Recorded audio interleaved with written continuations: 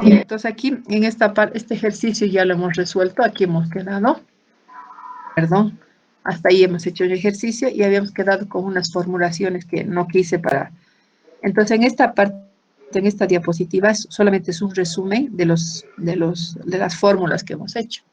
Hemos hablado que la variación de energía interna de un sistema, para poder aclarar un poquito más y se quede más fortalecido esta partecita, ¿ya? Entonces aquí tenemos la variación de energía interna de un sistema, ha de estar relacionado directamente con la cantidad de calor que puede haber en el sistema, menos el trabajo que se realiza en el sistema, considerando que esta variación de Q y variación de trabajo puede variar si se agrega o se libera calor en el sistema, o si se realiza en el sistema, considerando si son reacciones endotérmicas o exotérmicas, ¿no es cierto?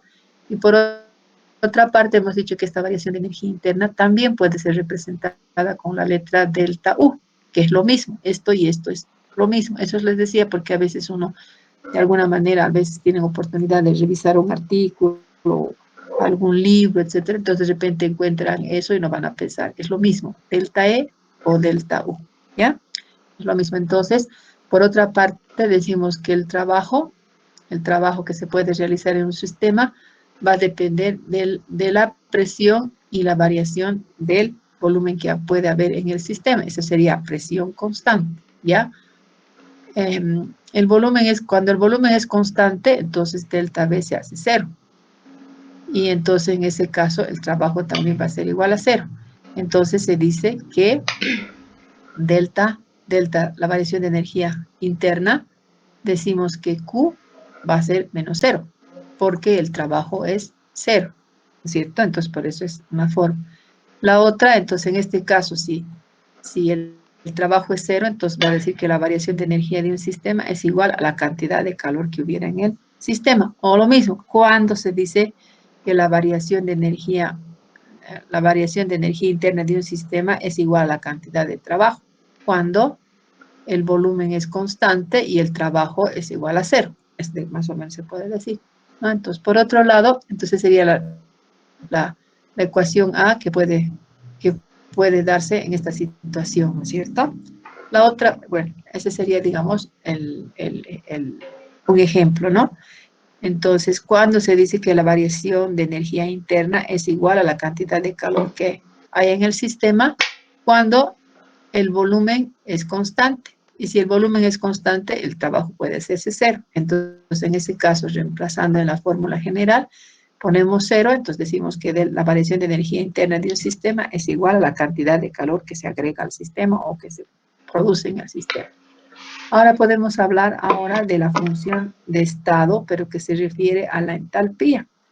Y la abreviación de entalpía, aquí le podemos aumentar para que no haya confusión. Aquí entalpía, estas son otras formulaciones, aquí le vamos a poner la entalpía, se abrevia con la letra H, y la entropía con la delta, para que no nos confundamos, ¿ya? Entonces, cuando se habla de entropía, entonces el símbolo de entropía es S. Y sabemos que la entropía en un sistema es una variable de estado, ¿no es cierto? Y esa entropía puede variar y se puede poner delta S. Todavía no estamos, ya hemos avanzado eso, pero ahora vamos a hablar de la función de estado entalpía. Y la entalpía se abrevia con H. Entonces decimos que delta H, sabemos que a ver un ratito, aquí lo vamos a poner estito, ya, ahora sí. Decimos que delta H, o sea, la función de estado delta H o entalpía, es directamente proporcional a la cantidad de energía del sistema más el producto que resulte de obtener multiplicando la presión por el volumen del sistema. Como se está hablando de variación, o sea, la entalpía puede tener un estado inicial y final. La energía también puede tener un estado inicial y final, así como también la presión y el volumen. Cuando se pone así delta, entonces todito tiene que ser delta. Si no ponemos delta, entonces puedes poner entalpía va a ser igual a E y esto va a ser más P por B. Pero como hay variación, entonces también se puede poner variación, ¿ya? Y por otro lado, también podemos decir que hace un momento hemos visto que delta, la variación de energía de un sistema, es igual a la cantidad de calor que hay en el sistema menos el trabajo que pudiera haber en el sistema, ¿no es cierto? Entonces, de esa manera, a ver un segundito.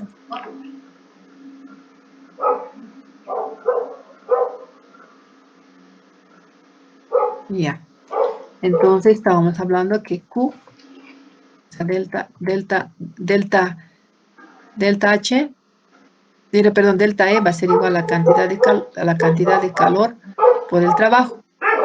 Y este puede ser dado también por la cantidad de calor que puede haber, ¿no? Menos la presión por el volumen, la presión por la variación del volumen. Y sabemos que la variación de la presión por volumen también puede ser expresado la presión por la variación del volumen. Ya, ese no es A, es variación. Entonces, esto cuando el trabajo es igual a 0. Entonces, ahí tenemos la fórmula A, que puede ser representada. Entonces, de esa manera podemos decir que delta H, ya hablando del sistema, va a ser igual a la cantidad del calor que puede haber en el sistema. Esas son las formulaciones que pueden ser representadas, de manera que cuando se habla de entalpía, nosotros debemos referirnos a perdón, aquí lo vamos a poner, cuando hablamos de la función de estado, que es la entalpía, podemos decir que se refiere al calor absorbido o desprendido en un determinado proceso, pero a presión constante. Esto sucede cuando el sistema lleva a cabo a presión constante, ¿ya? Y se dice que el trabajo es igual a 0. Son determinaciones que derivan de la función de estado entalpía y por consiguiente de la segunda ley de la termodinámica, ¿ya? Entonces, así como hemos dicho que esta variación de entalpía puede estar expresada con variación, simplemente podemos encontrar que la entalpía puede ser igual a la energía por la presión y el volumen. Pero como sabemos que la entalpía es una función de estado que depende del estado inicial y luego del final, o decir H2 menos H1, sabiendo que H1 es el inicio y H2 el final. Entonces, de esa manera se puede expresar delta, igual energía. Sabemos que la energía no es directamente 100, sino que puede ir energía, digamos, 1, luego puede aumentar a 50, a 70 y a 100. Entonces, la energía se traduce como la energía inicial y final. Y la presión, si el volumen, sabemos que si se comprime un volumen, por ejemplo, el volumen puede ser mayor y si se va comprimiendo, entonces el volumen va a ir disminuyendo hasta que pueda disminuir hasta su forma final. Entonces, por eso se dice que el volumen también y la presión puede ser variable y de esa manera tiene su estado inicial y final. ¿Ya? Igualmente el otro. Como aquí hemos hablado de forma directa, entonces aquí también delta H se hace variación. ¿Ya? Entonces son solamente definiciones para ver cuáles son las funciones de estado y cómo esas funciones de estado pueden variar desde su estado inicial a un estado final, de tal manera que siempre es el final menos el inicial, el 2 menos el 1. ¿Ya? Entonces ahora hablamos de una cuarta parte que vamos a hablar acerca de las formas de transferir el calor. Y sabemos que el calor se transfiere de un cuerpo a otro cuerpo. Entonces, en estas formas de transferir el calor vamos a hablar de tres aspectos. Uno que se llama convección, la otra que es conducción y la otra que es la radiación. Entonces, para ello nosotros vamos a dar algunas definiciones que son necesarias. Por ejemplo, decimos que el calor se transfiere por la diferencia de temperatura entre dos partes adyacentes de un cuerpo, por una parte. En la otra parte podemos decir que el calor se transfiere mediante convección, radiación y conducción, ¿ya? Aunque estos tres procesos, es decir, la convección, la radiación o la conducción, pueden tener lugar simultáneamente y de esa manera se puede decir que puede ocurrir que uno de los mecanismos predomine sobre los otros dos, dándose los tres, ¿ya? Puede darse convección, radiación y conducción, pero hay dominio de uno de ellos, ¿ya? Entonces vamos a dar los ejemplos que correspondan. Por ejemplo, conducción. ¿Qué sería conducción? O sea, conducción es el tipo de transferencia de energía térmica donde esta es llevada por las moléculas, ¿ya? La conducción es llevada por transferencia de este tipo de energía, pero son las moléculas las que van a llevar esta transferencia. ¿Cómo? En forma de movimiento, ¿no? En forma de movimiento. Algunas de ellas a través de la colisión molecular o choque y se las transfiere a otras moléculas de un segundo objeto que se pone en contacto con ellos. Entonces vamos a ver cuál es el ejemplo. Por ejemplo, aquí tenemos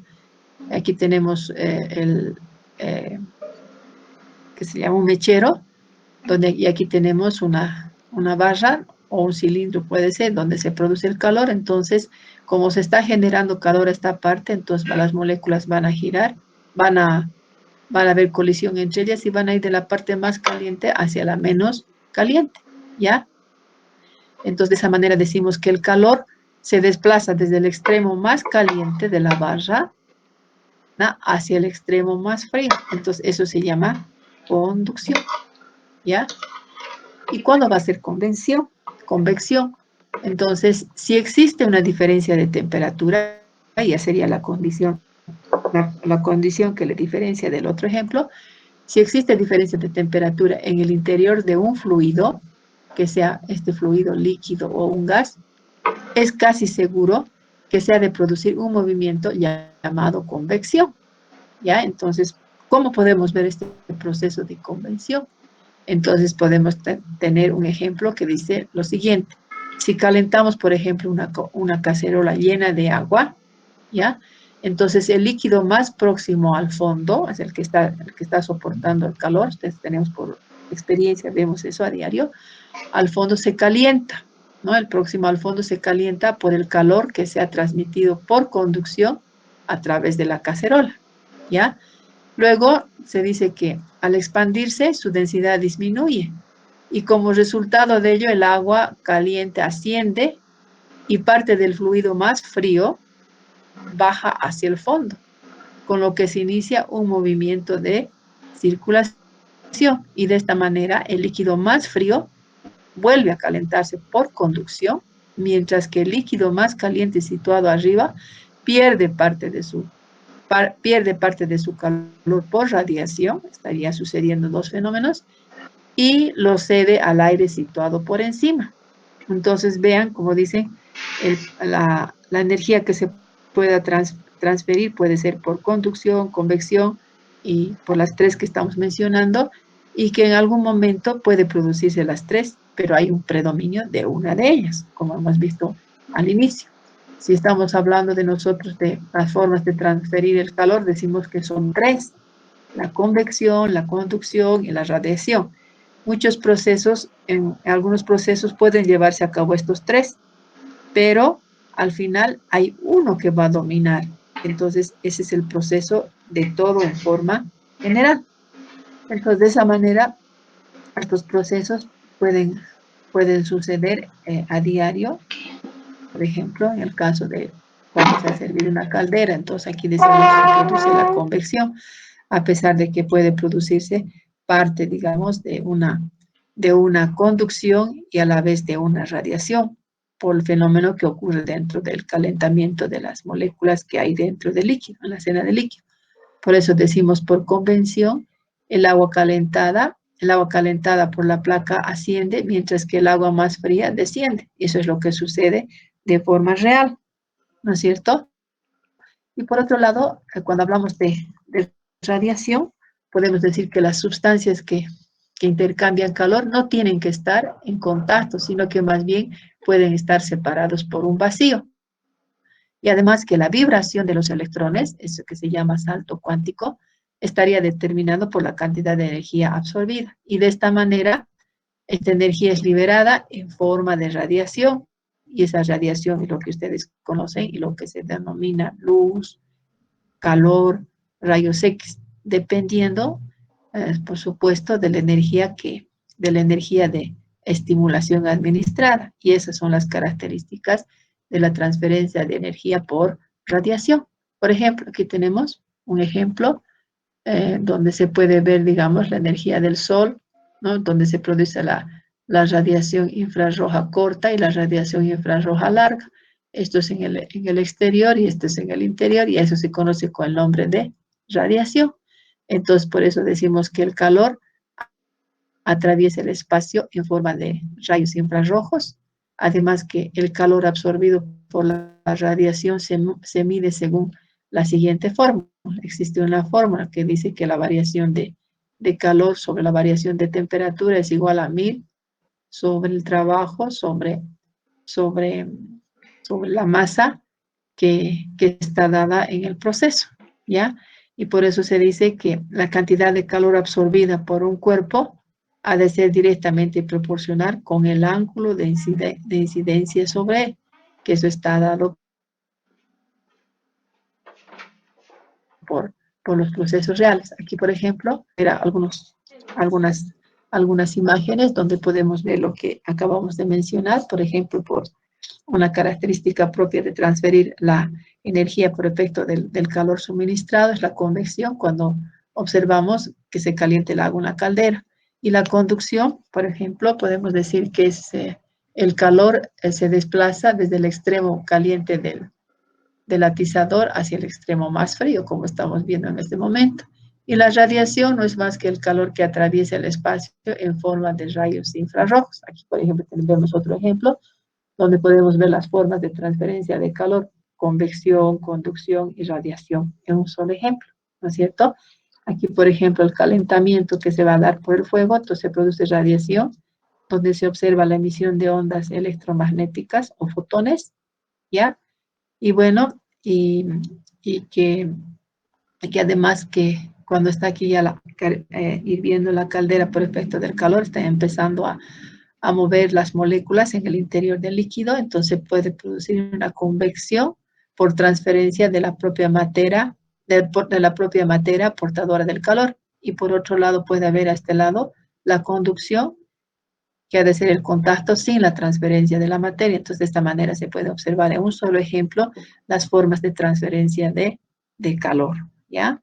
Entonces, eso sería. Entonces, ahora otro concepto que vamos a incluir sería, digamos, la termometría. ¿Y qué sería la termometría? Entonces, para poder esta definición, vamos a tomar algunos ejemplos también. Entonces, decimos, la termometría, así como tal, como indica metría, quiere decir medida, ¿no? Entonces, termometría, todo lo que es metría involucra medición. Por eso decimos que se encarga de la medición de la temperatura de cuerpos o sistemas. Y por otro lado, podríamos indicar qué sería entonces el termómetro. Entonces decimos que el termómetro es el instrumento que se basa o que mide el cambio de alguna propiedad de la materia debido al efecto de calor. Entonces el termómetro es el instrumento que nos mide el nivel térmico, ¿no? De cualquiera que sean los cuerpos. Y por otra parte, nosotros debemos considerar que hay termómetros de mercurio, hay termómetros de alcohol que pueden hacer esta medición y que su efecto, su principal objetivo es hacer la medición de los cambios o niveles de energía que pueden tener los cuerpos y que se basan prácticamente en la dilatación del mercurio. Por ejemplo, en el caso de los termómetros de mercurio, el mercurio es un elemento que fácilmente se dilata y se contrae por efectos de la temperatura. Por ejemplo, si alguna vez ustedes han tenido la oportunidad de manejar un termómetro, nosotros podemos sacar el termómetro de una cajita, sea un termómetro que sea para realizar alguna determinación experimental en un laboratorio para medir la temperatura corporal. Apenas tocamos el bulbo donde se encuentra un mercurio, el termómetro, el mercurio, que puede ser de color rojo o color así plomito, platinado. Entonces apenas tocamos eso, entonces ahí está contraído ese bulbito del termómetro. No sé si tengo figuritas, creo que les he mostrado. En un bulbo, el bulbo en la parte inferior está contraído. Entonces cuando aumenta la temperatura, entonces el mercurio por el efecto de la temperatura fácilmente se dilata y asciende por el termómetro así en un hilito delgadito hasta que se detiene. En el momento en que se detiene, quiere decir que ha podido leer todo el nivel el nivel térmico, esa medida, y se registra y se lee la lectura. No sé si tengo algún termómetro, les voy a explicar. Ah, está bien tenido. Ya. Entonces, ahí tienen dos tipos de termómetros. Entonces, vamos a leer un poquito. Por ejemplo, es un termómetro y este es diferente tipo de mercurio. Este es de alcohol y este es con mercurio. Entonces, ¿qué pasa? Este es el bulbo y aquí está contraído, digamos, el mercurio. Entonces, cuando se toca el mercurio o se toma la temperatura del agua corporal, etcétera, dependiendo del termómetro, este debe ser corporal. Entonces, ¿qué hace? Como el mercurio aquí está hasta aquí debe estar contraído. Entonces, cuando empieza la temperatura, entonces el mercurio empieza a dilatarse, a subiendo por esa escala hasta el lugar donde se detiene. En el momento que se detiene, entonces podemos nosotros hacer la lectura. Y cuando se deja de tomar la temperatura, entonces inmediatamente otra vez el mercurio se vuelve a su posición. Igual este. Si aquí está el bulbo del mercurio, así medio platinado, que les he dicho, plomito, clarito, entonces se toca ahí la temperatura, entonces el mercurio se dilata y sube, asciende hasta donde llega. Cuando termina de leer, se detiene, se hace la lectura, se retira del cuerpo que estamos y otra vez se desciende. Entonces es la particularidad que tiene el mercurio de contraerse contraerse o dilatarse de acuerdo a la temperatura. ¿Qué otra característica más podemos decir? Para la construcción de los termómetros se utiliza el principio cero de la termodinámica. Nosotros habíamos explicado cuando habíamos hablado de la ley cero de la termodinámica, habíamos hablado que se había trabajado con los grados centígrados, el cero absoluto de los grados Kelvin, y que el termómetro que mide la escala Kelvin es utilizado para fines de investigación, para fines científicos, ¿no es cierto? Y gracias a los estudios de la termodinámica, entonces al haber utilizado ese termómetro, ha sido un patrón de referencia para poder construir el resto de los termómetros sobre los cuales se tiene ahora, por ejemplo, termómetros que tienen la escala relativa o absoluta como ser los grados centígrados, Fahrenheit y Rankine. Entonces, los grados Kelvin han sido ya más con fines científicos. Por eso dice aquí que para la construcción de los termómetros se utiliza el principio cero de la termodinámica, ¿no? Que establece si en un sistema A, cualquiera que sea, que está en equilibrio térmico con el sistema B, ¿ya? Está en equilibrio térmico también con un sistema C. Eso nosotros hemos visto, éramos tres cuerpos, el cuerpo A, el cuerpo B y el cuerpo C. Entonces la temperatura fluye el equilibrio del A al B y del B al C. Entonces decía que el A estaba en equilibrio con el C, ¿se acuerdan? Entonces los sistemas A y B, C están en equilibrios entre sí, equilibrio térmico entre sí. Eso quiere decir que se basan, ¿no? Por otro lado, también se dice que una de las características más importantes del estado de salud era la conservación de la temperatura corporal constante. De manera que una elevación de la misma siempre se acompañaba de malestar y es un signo inequívoco de alerta, ¿ya? Entonces, de ahí es importante que ustedes sepan manejar un termómetro, ¿no? Llegado un momento, como ustedes son personal, ustedes van a ser profesionales del área de salud, entonces las bases tienen que estar dadas, las básicas, para que en algún momento, llegado la situación que ustedes tengan que necesidad de medir la temperatura corporal, entonces puedan hacerlo, ¿no? Y apoyar, porque a veces ocurre que ustedes pueden ir a un lugar donde el personal de salud, el único personal de salud está ahí, solo el nutricionista, ¿no es cierto? Entonces, en esos casos no tienen enfermeras, no hay médicos, etcétera, y se convierte, digamos, en un personaje profesional importante para ese lugar. Entonces, ¿qué va a hacer? Ya llegada la situación, tiene que apoyar, entonces, la formación universitaria en ciertas cosas básicas, entonces ayuda a eso, ¿no? Que ustedes sepan tomar una temperatura y no decir, bueno, yo no sé tomar temperatura, que venga la enfermera, bueno, no, es un personal que es el único en esa región, no hay comunicación, entonces se apoya para saber cuándo ustedes van a poder decir que efectivamente esa persona está con una elevación térmica, está con un nivel térmico que puede ser alerta a su enfermedad. Entonces, de ahí que nosotros también estamos tocando en este aspecto de la termodinámica, porque la termodinámica tiene su aplicación en los procesos biológicos, ¿no? Está la ley cero, la primera ley, la segunda ley, la tercera ley, aunque algunos van a ver inclusive en el internet, en algunas monografías, algunos reportes científicos están hablando de la cuarta, de la quinta ley de la termodinámica, explicando por qué están llamando a esas otras leyes más, ¿no es cierto? Entonces, de ahí la importancia, ¿no es cierto? Y por otro lado, también podemos decir que existen termómetros clínicos, como por ejemplo el oral, axilar y rectal. Entonces, de esa manera, uno puede medir la presión sabiendo que el mercurio es el que se va a dilatar del lugar donde está, y a medida que vean eso ascendiendo y en el momento que se detiene, entonces ustedes pueden hacer la lectura correspondiente, ¿no es cierto? Entonces, estos termómetros, como dice oral, axilar y rectal, entonces el oral se caracteriza porque su vástago o bulbo de mercurio es largo, ¿no? Entonces, de manera que, así como es largo, igual que en el axilar, mientras que en el rectal tiene un vástago reservorio de mercurio de forma esférica, ¿ya? Entonces, son sus variaciones en cuanto al tipo de termómetros que se quieran y el lugar donde se va a medir también. Así, por ejemplo, tenemos aquí está un mercurio, está más clarito aquí tiene su mercurio. Entonces, cuando se toma la temperatura, entonces este asciende, y en el momento donde se detiene, entonces ahí se hace la lectura correspondiente.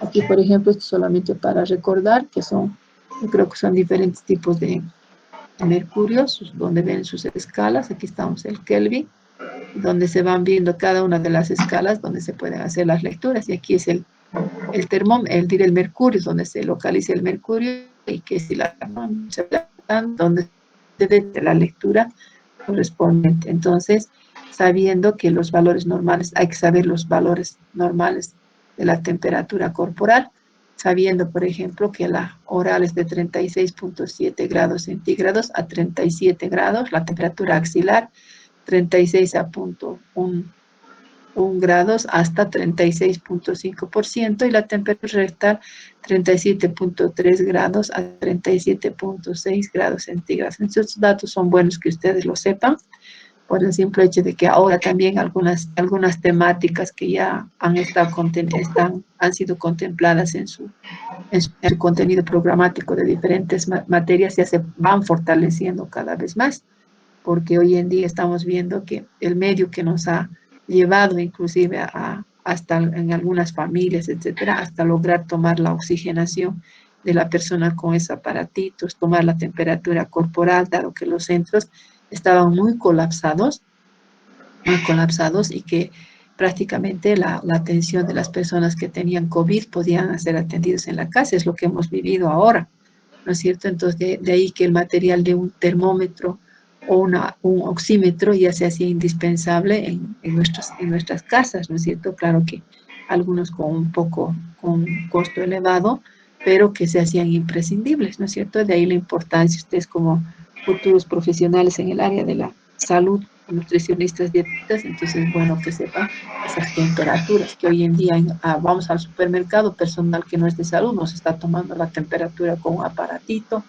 nos están tomando, nos están haciendo desinfectar, etcétera. Entonces, con mayor razón y mayor criterio, entonces tiene el profesional que está estudiando, ¿no es cierto?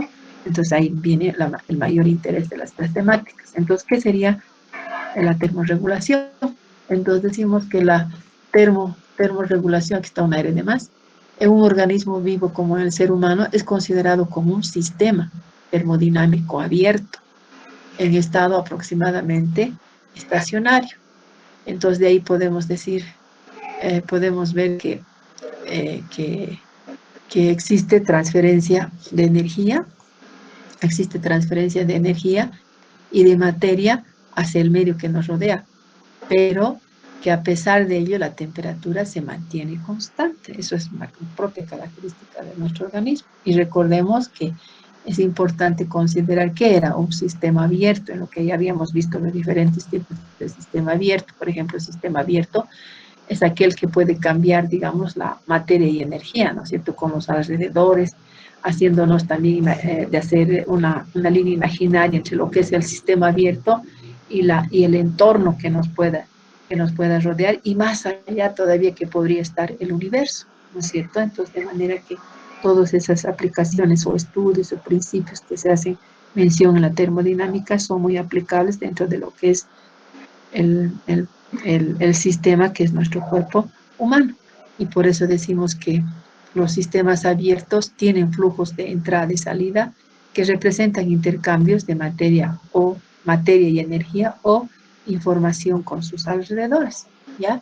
Entonces, de esta manera es importante definir qué sería la homeotermia. Entonces, la homeotermia, como se indica, se establece de manera adecuada y completa solo en las regiones profundas del cuerpo, por ejemplo, en el núcleo central. Esta región constituye alrededor del 80% de la masa corporal y la mayor parte de los órganos del núcleo central que estamos mencionando poseen una concentración semejante, y abundante agua, así como también la capacidad calorífica apenas se modifica. Entonces, esto determina la condición necesaria para que la temperatura se mantenga constante. Nosotros sabemos que en este momento nosotros tendríamos una temperatura constante y la mantención de esa temperatura constante es gracias al contenido de agua. Sabemos que el contenido de agua de nuestro organismo, ya lo hemos mencionado, como promedio es 70%. Hay variación, algunos libros que indican 60, 65, ¿no? Entonces eso va a depender, pero como promedio es 70%. Y si hablamos de partes, podemos decir que 3 partes de todo nuestro organismo es agua. Y da la casualidad que ese contenido de agua, si hablamos de en la naturaleza también 3/4 partes de la tierra es agua. Y eso significa 70% de agua. Si hablamos de los alimentos, hay alimentos que también tienen un contenido de agua y que ese contenido de agua es variable según el tipo de alimentos. Si son alimentos secos, tienen también agua. Por ejemplo, el plátano tiene agua, la sandía tiene agua, los cocos tienen agua, a pesar de que el jugo de coco, los cocos tienen un jugo.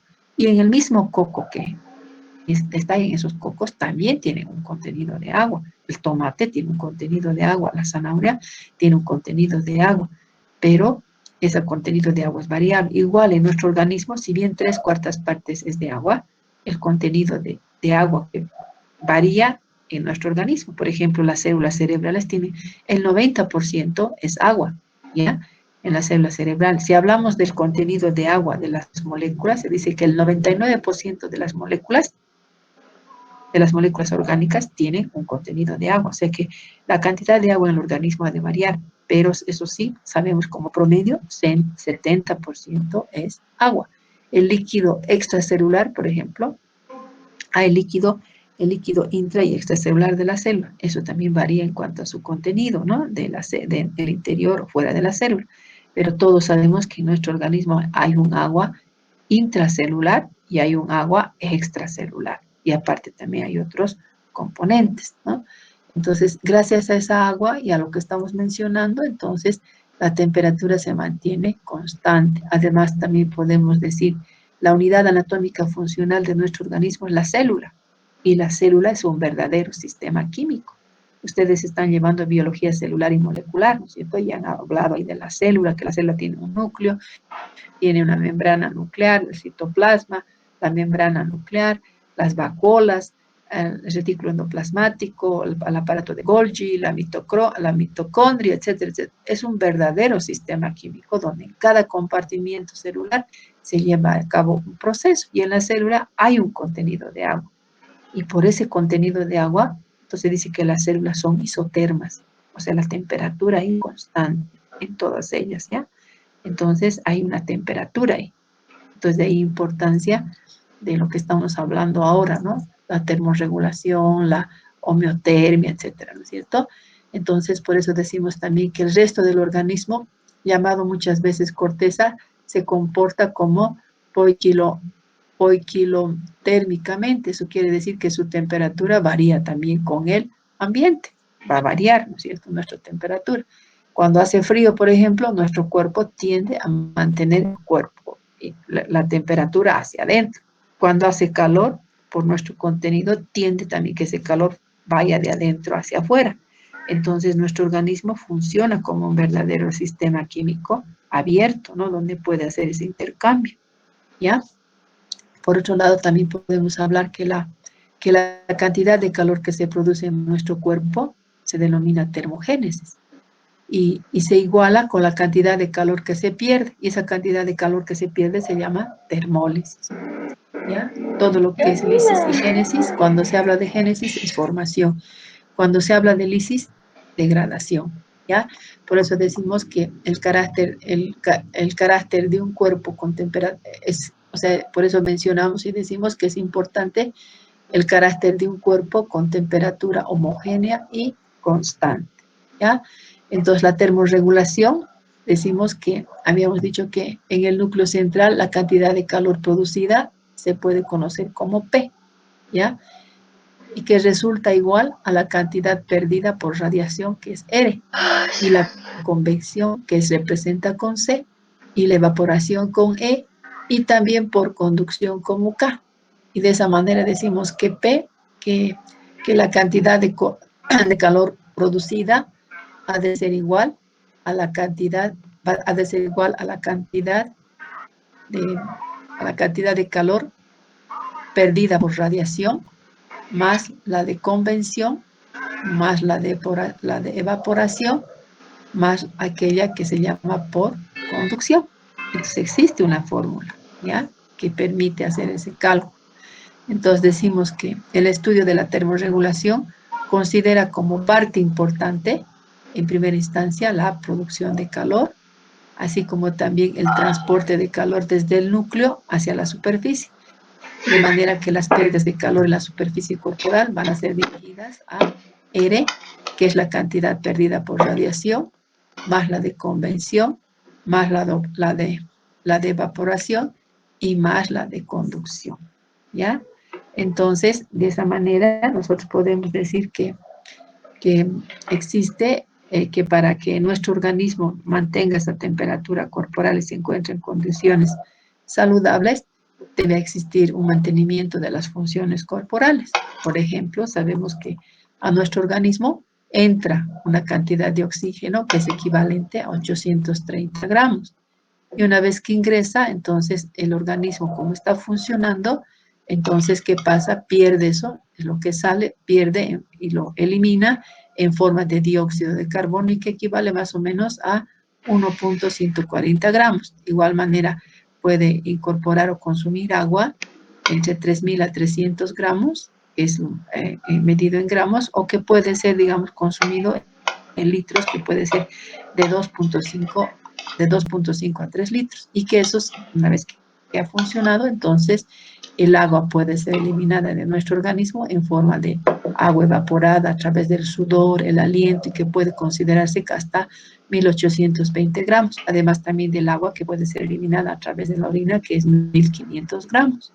Por otra parte, consumir alimentos secos, por ejemplo, consumir 630 gramos, y que estos alimentos, parte de ellos son utilizados y extraídos como nutrientes que se quedan en nuestro organismo después de un proceso de digestión, ¿no? Se quedan dentro del proceso de digestión y que pasan a la sangre, y que de la sangre se distribuye a todas partes hasta llegar a la célula. Y como la célula es un verdadero sistema químico, donde tiene diferentes compartimientos, etcétera, en cada compartimiento, por ejemplo, a nivel de la mitocondria, se puede llevar a cabo el proceso de formación de energía, ¿no? A nivel de la mitocondria. Primero, la principal fuente energética para las células, por ejemplo, es la glucosa. ¿Y cómo la célula obtiene glucosa? Por ejemplo, darles a ustedes, nosotros recibimos una alimentación equilibrada, balanceada y completa, que nos proporciona, por ejemplo, alimentos que tengan carbohidratos, lípidos, proteínas, vitaminas, minerales, fibra. Consumimos agua, ¿no es cierto? Pero si nosotros consumimos, que la principal fuente energética de nuestros alimentos, o sea, de aquellos que denominamos macronutrientes, que estarían los carbohidratos, lípidos y proteínas, son los macronutrientes, es decir, aquellas que llamamos moléculas calóricas, las que nos dan energía, ¿ya? Y el otro grupo que se denomina micronutrientes, que son aquellos que son importantes, son esenciales, pero no nos dan energía, o sea, no sé, por ejemplo, ahí estarían las vitaminas y los minerales, son importantes, pero no nos van a dar energía. En cambio, el otro grupo, que son los carbohidratos, lípidos y proteínas, nos dan energía. Por ejemplo, los carbohidratos nos proporcionan 4 kilocalorías cada vez que consumamos 1 gramo. Los lípidos, 9 kilocalorías cada vez que consumamos 1 gramo de lípido como promedio. Y las proteínas igual, 4 kilocalorías por gramo de lípidos, por gramo de proteína, igual que la de los carbohidratos. Entonces, si nosotros estamos consumiendo aquí alimentos secos, dice, entonces 603 gramos. Entonces, parte de esos alimentos, parte de ese consumo de alimentos que estamos consumiendo, los que nos dan energía y los otros que son esenciales, etcétera. Entonces, el organismo, después de la digestión, los extrae. ¿Y los nutrientes dónde son absorbidos? En el intestino delgado, porque el intestino delgado tiene una gran superficie de extensión, es extenso y tiene alto contenido de vellosidades intestinales, entonces ellos absorben y los van a vertir a la sangre, y de la sangre va a distribuir a la célula, va a llegar a la célula va a procesar, van a llegar ahí los nutrientes. ¿Para qué? Para que la célula sintetice, degrade, almacene, y de esa manera, a medida que va degradando, va a obtener energía, y la principal fuente energética química que va a utilizar va a ser el ATP. ¿Cómo va a obtener? Principalmente del consumo de los nutrientes que son los carbohidratos, los lípidos y las proteínas. Los va a degradar y va a obtener energía en forma de ATP. Pero no todo lo que se consume ya va a ser utilizado, sino que parte de ello va a ser eliminado. Sabemos que hay vías de eliminación, por ejemplo, a través de las heces, y eso representa más o menos 300 gramos diarios. Y por otra parte, a través de los alimentos nosotros podemos obtener la energía química, alrededor de 2.800 kilocalorías. Y eso en el organismo lo va a utilizar, y eso se puede transferir, eliminarse en forma de calor, en forma muy equilibrada. O sea, quiere decir que nosotros, si consumimos alimentos, ¿ya? A través de los alimentos obtenemos energía. Y que esa obtención de energía que nosotros obtenemos a través de los alimentos tiene que ser compensada a través de la actividad metabólica que realiza nuestro organismo, en la actividad física, y debe ser compensada. Eso quiere decir que lo que consumimos tiene que ser gastado en la misma proporción para que nuestro organismo se encuentre en equilibrio. Porque si consumimos en demasía, en exceso, frente a la actividad metabólica que realizamos y a la actividad física, entonces, ¿qué va a pasar? Nuestro organismo va a ganar peso. Gana peso, y con el tiempo ese peso puede convertirse en sobrepeso, ir más allá y convertirse en algo más complicado, llegar al llegar a hipertensión, síndrome metabólico, diabetes y otras complicaciones. O puede suceder lo contrario, consumir en déficit, en deficiencia nuestros alimentos, y que nos representa a la actividad metabólica que realiza nuestro organismo y a la actividad física, de manera que la persona puede perder peso, ir a la deficiencia de peso, producirse deficiencias nutricionales y otras complicaciones, de manera que aquí la cantidad de calorías que nosotros podríamos consumir a través de los alimentos, que se llama la energía química, esa debe ser compensada con la liberación de calor en la misma proporción para encontrarnos en el equilibrio. Entonces, si nosotros vemos todo este análisis que estamos viendo, podemos decir que el cuerpo humano es un sistema abierto, ¿no es cierto? Un sistema abierto, y que además la célula también se comporta como un verdadero sistema, ¿no es cierto?, donde hay cambio de materia y energía. Y por eso decimos aquí lo que les he estado explicando. Entonces podríamos hacernos una pregunta y decir, ¿qué es el gasto de energía total? Ya lo hemos mencionado algo previamente. Entonces podemos decir que el gasto energético es la cantidad de energía que el organismo necesita para reemplazar el gasto producido por funcionamiento, es decir, a través del producido por funcionamiento, que es la parte metabólica, con intervención de ciertas sustancias que son esenciales, como ser, por ejemplo, las vitaminas y los minerales. Y este gasto energético va a estar condicionado según la edad de las personas, composición corporal, el sexo, de manera que podemos decir que el ser humano obtiene de los alimentos calorías en forma de kilocalorías, y también en joules, como hemos visto, julios, julios, etcétera, ¿no es cierto? Podemos consumir agua, alimentos que nos van a proporcionar aminoácidos esenciales, principalmente los que son de origen animal, como ser las carnes, los huevos, etcétera, donde hay los aminoácidos esenciales, porque nuestro organismo no los va a sintetizar, pero que es necesario que los consuma, ¿ya? Entonces, aminoácidos esenciales y también los ácidos grasos esenciales. Si hablamos de aminoácidos esenciales, son 9. En total son 20 a 21 con los no esenciales más. Y los ácidos grasos esenciales, que solamente son 3, como ser el linolénico, linoleico y ácido araquidónico. Vitaminas, que son alrededor de 13, entre liposolubles e hidrosolubles. Y los minerales, que son entre macro y microminerales, que son 18. Además de consumir alimentos que nos van a proporcionar sustancias orgánicas como ser carbono, hidrógeno, oxígeno, nitrógeno, que son los más abundantes que están presentes en nuestro organismo. De manera que es recomendable aquello que se conoce con el nombre de perfil calórico recomendado por el consumo de alimentos. Y de esa manera decimos que del 10 al 15% va a estar destinado al consumo de alimentos que nos van a proporcionar proteínas y menos del 30 a 35% alimentos que contengan lípidos y mayor al 55% alimentos que que tengan un contenido de hidratos de carbono. Y además también dentro de la parte de los alimentos sabemos muy bien que puede haber consumo de bebidas alcohólicas. Entonces se dice que lo más recomendable, el consumo de alcohol en las personas adultas mayores podrían ser jóvenes, pues de menos del 10% de la energía total, de manera que estos son considerados como determinantes del índice de calidad de la dieta. Y para ello nosotros debemos considerar qué nutrientes que están presentes en los alimentos nos proporcionan energía, las que les he acabado de mencionar. Entonces decimos de esto que son las proteínas, hidratos de carbono y grasas. Y que el alcohol, en cantidad moderada, pero también que es considerado como una fuente de energía.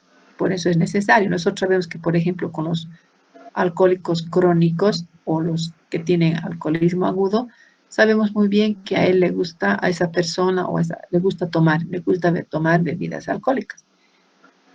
Pero como sabe que la bebida alcohólica le proporciona energía y le gusta porque se hace adicción, entonces, ¿qué pasa? Dejan de consumir y consumen alcohol porque saben que para ellos es la principal fuente de energía el consumo de alcohol, porque con el alcohol se mantienen y empiezan a rechazar la alimentación, ¿no es cierto?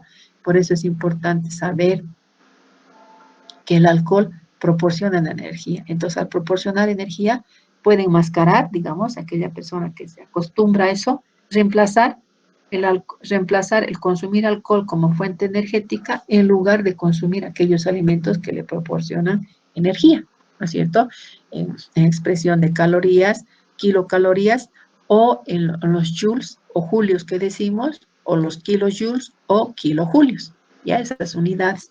De manera que es importante que ustedes sepan desde aquí, que lo más recomendable de consumir alimentos que aporten carbohidratos estén de 55 a 60%, las proteínas en un 15% y las grasas hasta un 30%, ¿no? Y las bebidas alcohólicas menos del 10% que estamos indicando, de manera que sabemos que cada una de ellas nos aporta energía. Así, por ejemplo, tenemos aquí una tablita donde vemos aquí el nutriente, aquí está la energía expresada en kilocalorías y aquí la energía equivalente en kilojoules. Entonces decimos, cada vez que se consuma 1 gramo de proteína como promedio nos proporciona 4 kilocalorías. Eso es equivalente a 16.7 kilojoules. Y 1 gramo de hidrato de carbono nos proporciona 4 kilocalorías de energía, equivalente a 16.7 de energía en kilojoules.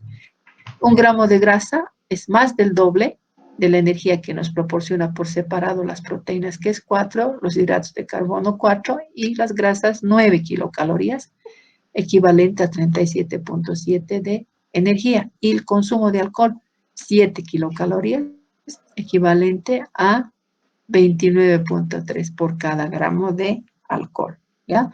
Entonces, el contenido de energía de los alimentos y necesidades de la energía del hombre y de los animales se expresa en kilocalorías, y esto es conocido en termodinámica, y denominada simplemente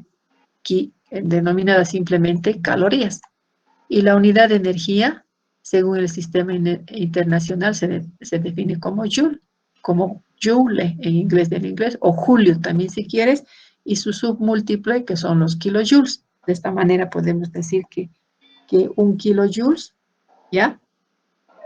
Estas unidades también conocidas como valor energético de los alimentos. Y entonces por eso decimos que una kilocaloría es igual a 4.184 kilojoules. Y un kilojoules es igual a 0.239 de kilocalorías. De manera que un megajoules también es otro submúltiplo, va a ser igual a 1000 kilojoules y esto va a ser igual a 239 kilocalorías.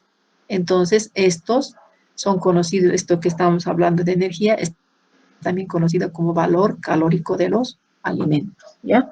Entonces, aquí tenemos algunos datos que se nos proporciona acerca del calor de combustión y valor biológico de los alimentos. Como estamos llevando termodinámica, estamos hablando que la termodinámica hace una relación entre lo que es el calor, la energía y el trabajo en un determinado sistema, y al considerar el organismo como un verdadero sistema donde puede haber intercambio de materia y energía para realizar una función especial o un trabajo, haciendo sus equivalencias, entonces es importante saber ese sistema orgánico del que estamos hablando, siendo la unidad anatómica funcional como sistema a la célula, entonces, ¿cómo le llegan los nutrientes? ¿Cómo obtiene la energía?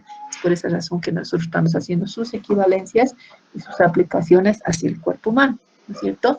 De esta manera, hablamos del calor de combustión y el valor biológico de los alimentos. Entonces decimos, aquí tenemos, por ejemplo, los alimentos, aquí tenemos la cantidad de calor de combustión que se produce cada vez que se ha de producir este proceso, la absorción, cómo se va a absorber, la pérdida que va a originar a través de la orina y cómo se calcula el factor de Alwater, ¿ya? ¿Por qué estamos haciendo eso? Porque estamos diciendo que cada vez que consumamos 1 gramo de lípido, nos va a proporcionar 9 kilocalorías por gramo. Entonces, ¿de dónde viene eso que estamos mencionando? Viene de un factor que se denomina factor de Atwater. En termodinámica se hace este estudio, termodinámica aplicada en los procesos biológicos. Entonces hablamos así. Aquí tenemos un alimento que nos proporciona proteínas, o sea, proteínas, alimentos que nos proporcionan carbohidratos, alimentos que nos proporcionan lípidos. Y no hemos considerado al alcohol porque el alcohol forma parte de alguna manera de los alimentos. No hay personas que habitualmente pueden consumir bebidas alcohólicas o de vez en cuando, o una vez al año, 2 veces al año, etcétera. Pero es importante saber que este alcohol que nosotros vamos a consumir genera también energía. Entonces, de esta manera se puede observar cuánto de calor de combustión hace estas sustancias. Entonces decimos que el calor de combustión va a estar expresado en kilocalorías por gramo. Proteínas, por ejemplo, 5.6, los hidratos de carbono 4.1, los lípidos 9.4 y el alcohol 7.1. Cuando se absorben estas sustancias, la absorción, los que se absorben con mayor facilidad, si nosotros vemos aquí los números expresados en 100%, el alcohol en 100% es absorbible. Luego le sigue los hidratos de carbono que alcanzan a 99%, luego los lípidos, y los que tienen menor absorción serían las proteínas, 92%. La pérdida que podría sufrir estas sustancias al ser absorbidas por nuestro organismo, al ser consumidas en nuestro organismo, se dice que por orina, expresada en kilocalorías por gramo, corresponde aquí, por ejemplo, a las proteínas, 1.25. En cambio, los hidratos de carbono no, los lípidos tampoco, y el alcohol alcanza atrás, mientras que su valor energético de cada uno de ellos, ya habiendo hecho estos estudios, demuestran que las proteínas tienen un factor de Atwater que es igual a 4. Los hidratos de carbono, su factor de Atwater a 4, de los lípidos 9 y del alcohol 7. Eso quiere decir que por estos estudios se han llegado a determinar que cada vez el factor de Atwater por cada gramo de proteína corresponde a 9 kilocalorías equivalente, y el factor de Atwater de los hidratos de carbono corresponde a 4 kilocalorías cada vez que se consuma 1 gramo de proteína, y 9 kilocalorías de energía cada vez que se consuma 1 gramo de lípido. A eso se llama factor de Atwater o la cantidad calórica que nos ofrece cuando se consume 1 gramo de lípido, 1 gramo de proteína, o un gramo de hidrato de carbono o un gramo de alcohol, con sus respectivos valores o factores de Atwater, 4, 4, 9, 7 respectivamente, ¿ya? Entonces decimos que la energía de los alimentos, cuando hablamos de energía de los alimentos, hablamos de un contenido. A ver, un segundito, me esperan.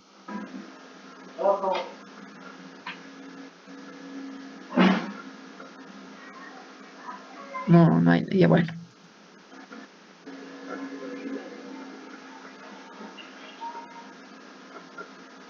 Energía, ahí estamos, ¿no es cierto?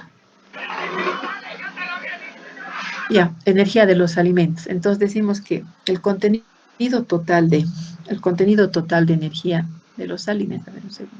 Ya, el contenido total de energía de un alimento, así como estamos hablando de energía, entonces decimos que el contenido total de energía de un alimento se dice que es la cantidad de energía liberada cuando el alimento se quema por completo en presencia del oxígeno 2 hasta la formación de anhídrido carbónico, agua, es decir, es el calor de combustión, lo que acabamos de mencionar en la tablita. Ahora hemos hablado de calor de combustión y ahora decimos qué había sido el calor de combustión, ¿ya? Entonces, por otra parte decimos que la energía total es igual a la suma de la energía digerible y la no digerible. Entonces, ¿qué se entiende por gasto energético? Entonces decimos, por una parte, es la relación entre el consumo de energía y la energía que el organismo necesita. Entonces, ¿para qué? Para mantener el equilibrio, la energía consumida ser igual a la utilizada. O sea que las necesidades energéticas diarias han de ser igual al gasto energético diario, lo que hemos acabado de explicar. De manera que cuando se consume, por ejemplo, si el consumo, ¿ya? Por ejemplo, aquí en la figurita vamos a hacer mejor. Por ejemplo, nosotros decimos que tiene que haber un equilibrio energético. Ese equilibrio energético puede ser de tipo positivo, negativo y neutro, o estar en el equilibrio. Por ejemplo, aquí tenemos una balancita y aquí vemos el equilibrio calórico. Tiene que haber un equilibrio calórico, conocido también como equilibrio energético. Entonces, ¿cuándo se alcanza el equilibrio energético en la persona? Cuando las calorías consumidas o la cantidad de energía que ha sido lograda con el consumo de alimentos y bebidas tenga que ser compensado con las calorías gastadas, y estas calorías gastadas se dan en las funciones corporales, es decir, en la actividad metabólica y la actividad física que podría realizar la persona, sea esto una actividad cotidiana normal, o sea, todo lo que ustedes realizan en el día, o hay alguien que hace algún deporte, un gimnasio, o puede ser deportista, o de manera que puedes realizar una actividad leve, moderada o intensa, de tal manera que esta cantidad de calorías consumidas a través de los alimentos y las bebidas debe ser igual a las calorías gastadas, es decir, a la energía gastada. ¿Y qué es energía gastada? ¿Cómo la gastamos? Nuestro organismo natural, en forma natural, ahorita en este momento está funcionando, hay una actividad metabólica. Después de ustedes han almorzado, hay una digestión, y después de la digestión, ¿qué va a pasar?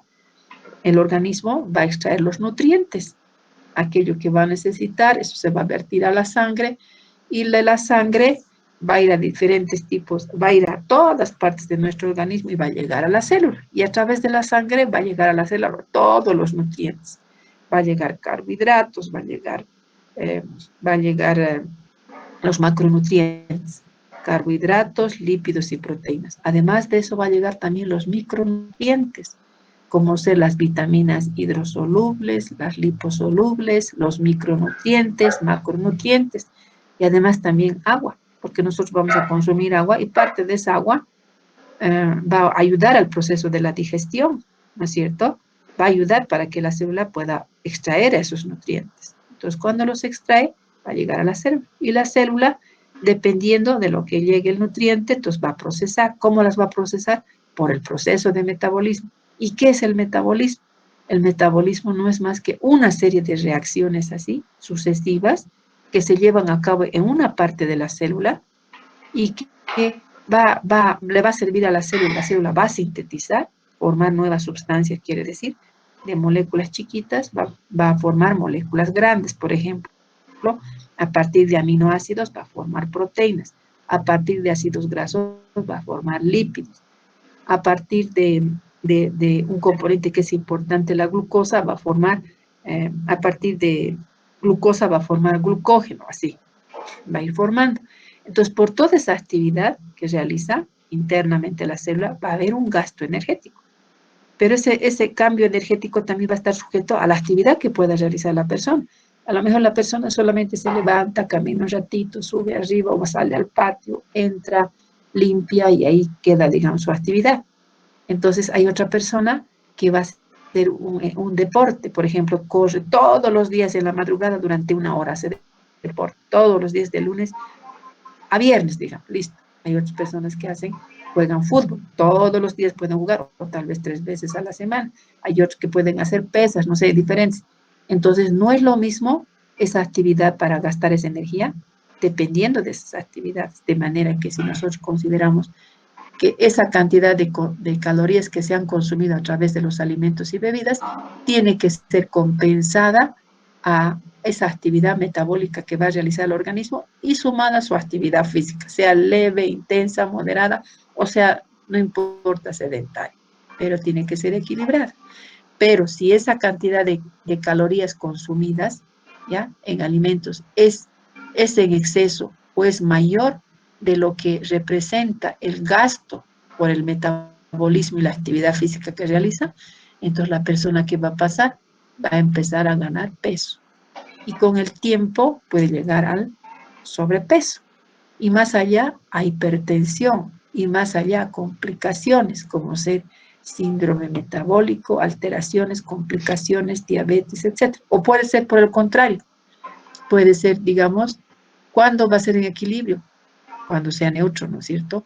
¿Cuándo va a ser positivo? Cuando la persona pueda hacer su cantidad de calorías consumidas no compensa a la actividad que realiza, su actividad es menor. Y eso es positivo. ¿Y cuándo va a ser negativo?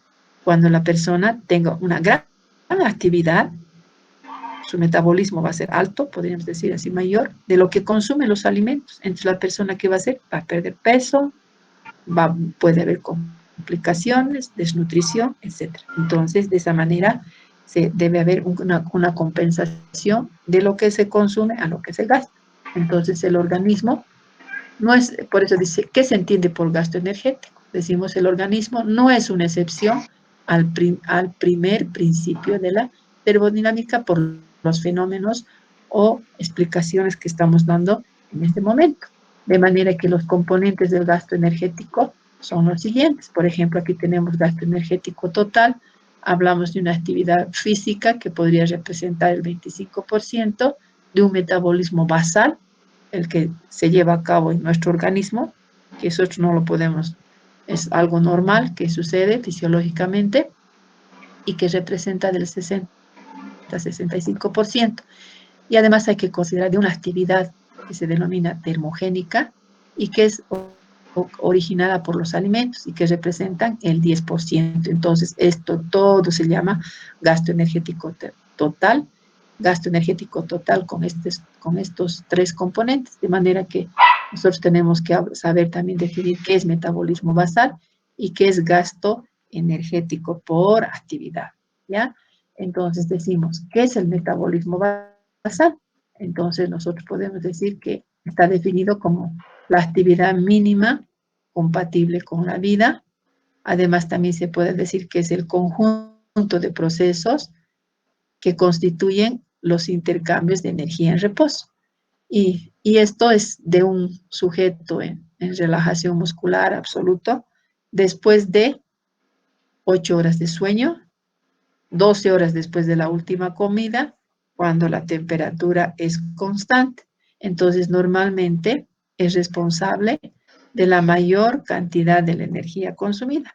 Y de ahí nosotros podemos decir que para esto, para este conjunto de procesos que se llevan a cabo, donde se llevan a cabo intercambios de energía en reposo, se llega a realizar un consumo de oxígeno 2 y eso, digamos, se representa que se gasta 4.8 kilocalorías por litro de oxígeno consumido.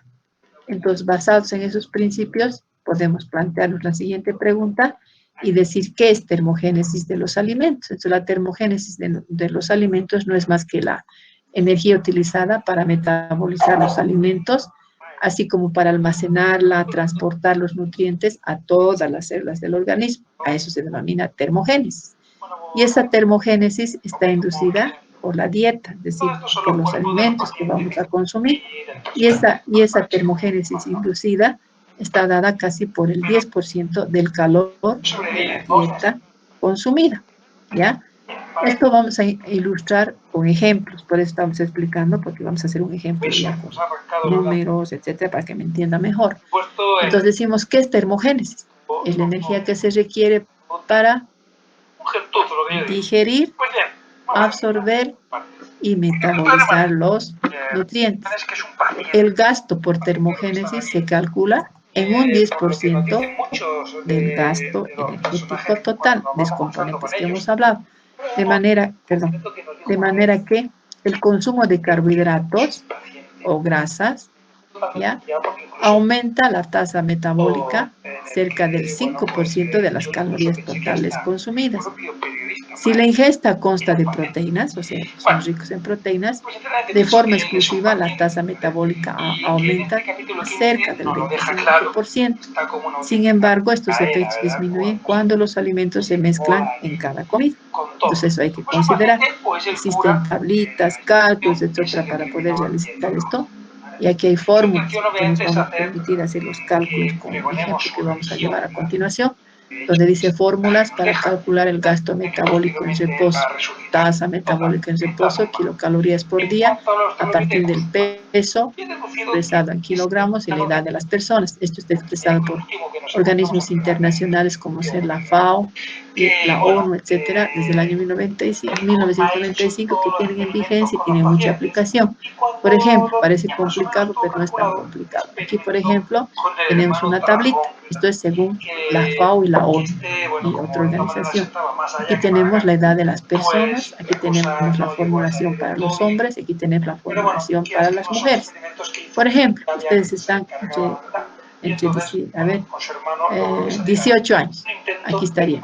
Quizás algunos están todavía aquí, pero la mayoría debe estar entre 18 y 29.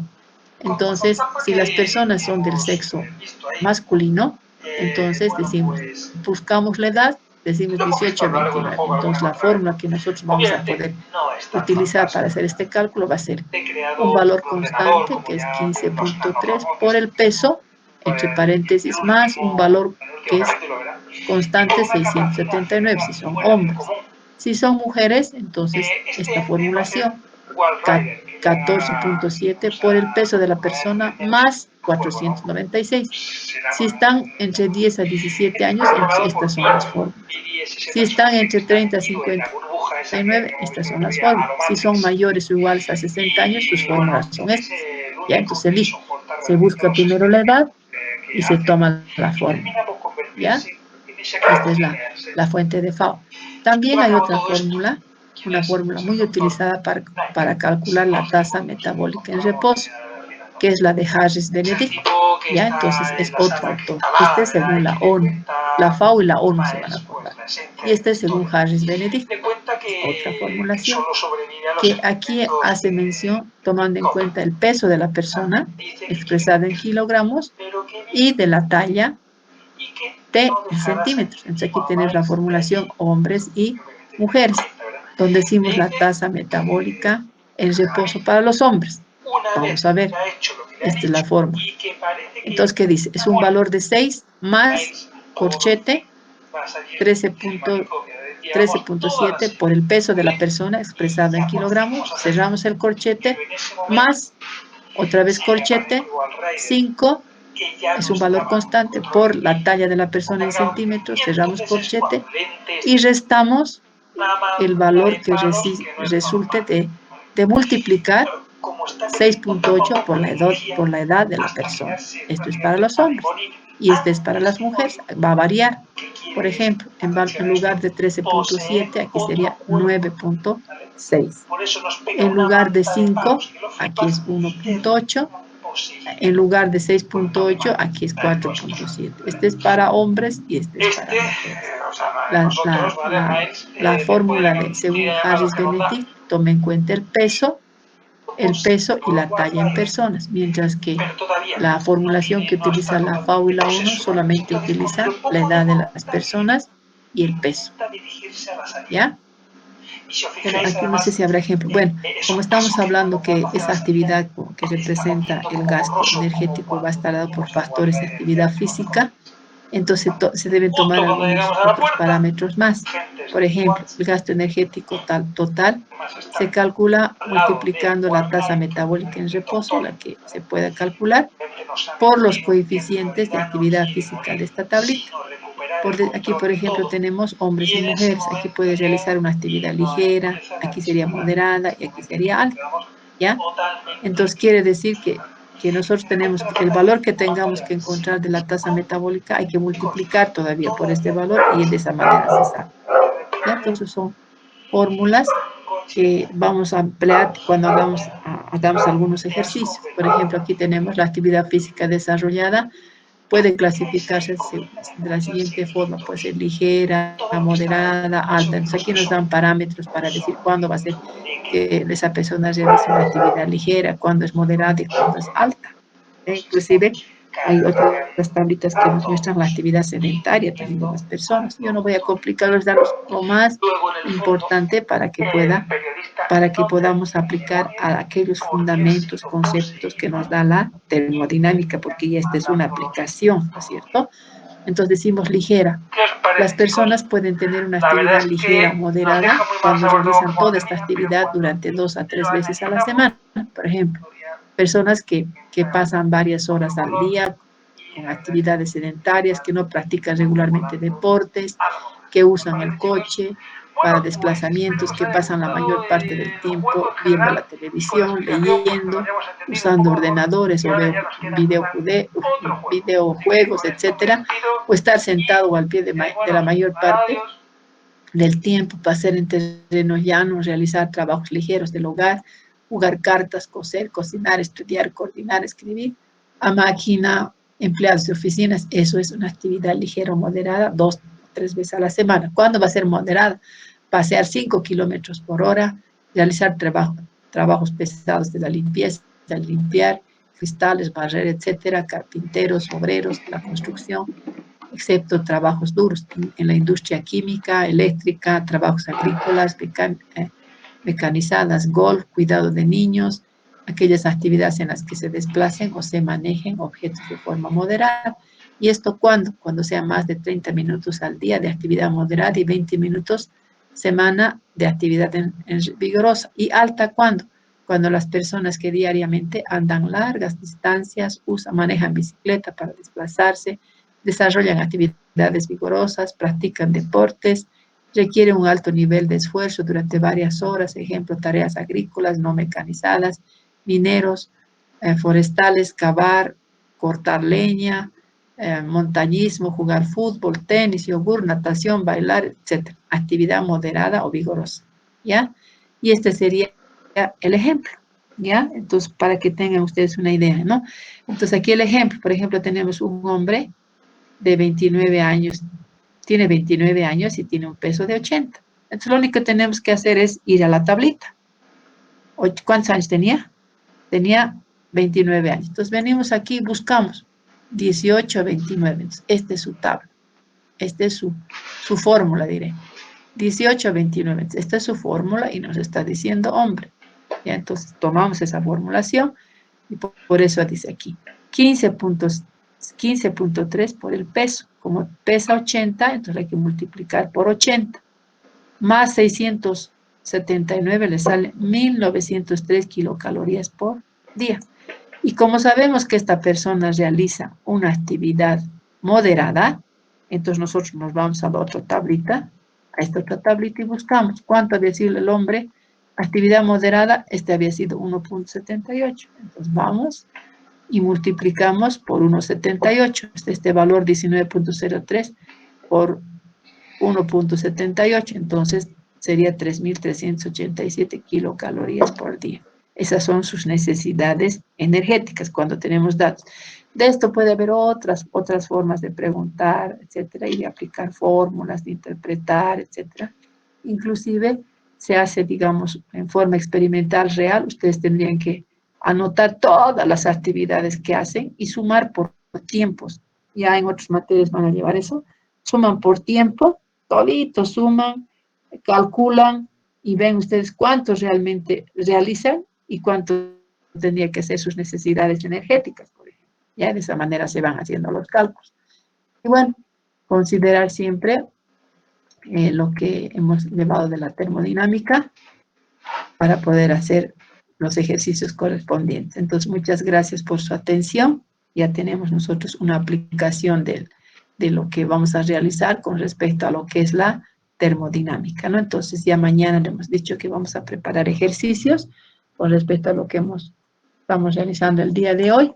Entonces, los conceptos van a estar aún más claros. Entonces, jóvenes señoritas, les agradezco mucho por su atención, por haberme escuchado, esperando siempre que todo lo que haya podido explicar me hayan entendido, pero no duden, tienen ustedes las puertas, el micrófono abierto.